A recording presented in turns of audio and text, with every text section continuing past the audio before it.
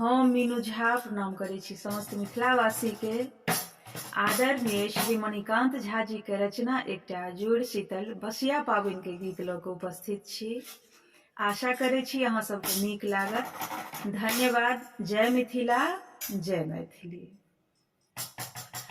मिथिला केर बपौती पाबनि जुड़ शीतल छै नाम एकर, तकरे माथ ई शीतल करै उदय भेल छै भाग्य जकर।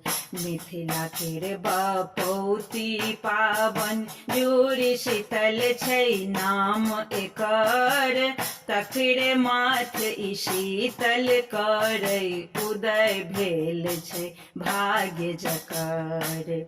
मिथिला केर बपौती पाबनि अहल भोर में दादी नानी शीतल जल जुड़ाबै छथि, चानिक ऊपर थप थपाइ कऽ सूतल नीन जगाबै छथि। अहल भोर में दादी नानी शीतल जल जुड़ाबै छथि, चानिक ऊपर थप थपाइ कऽ सूतल नीन जगाबै छथि। जुड़ल रहू आशीष पड़लै गाम गाम आ नगर नगर, तकरे माथ ई शीतल करै उदय भेल छै भाग्य जकर। मिथिला केर बपौती पाबनि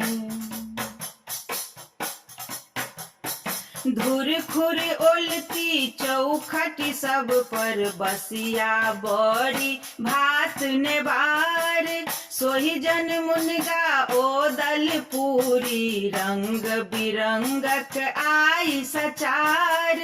सोहिजन मुनगा ओदल पूरी रंग बिरंगक आई सचार।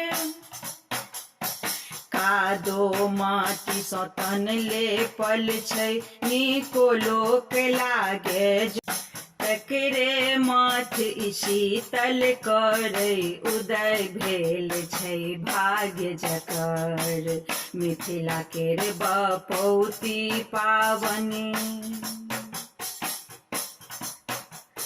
गाछ वृक्ष के सहित जुड़ाबी, सबहक जड़ि में दियौ पानी, पर्यावरण सुरक्षित रहने अपनो सबहक बूझी मानी। गाछ वृक्ष के सहित जुड़ाबी, सबहक जड़ि में दियौ पानी, पर्यावरण सुरक्षित रहने अपनो सबहक बूझी मान।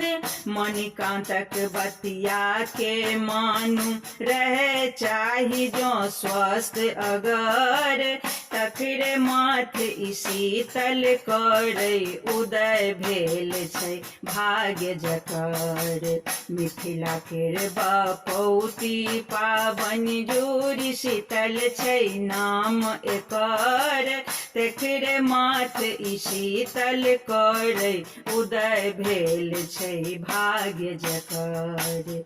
तकरे माथ ई शीतल करै उदय भेल छै भाग्य जकर। मिथिला केर बपौती पाबनि।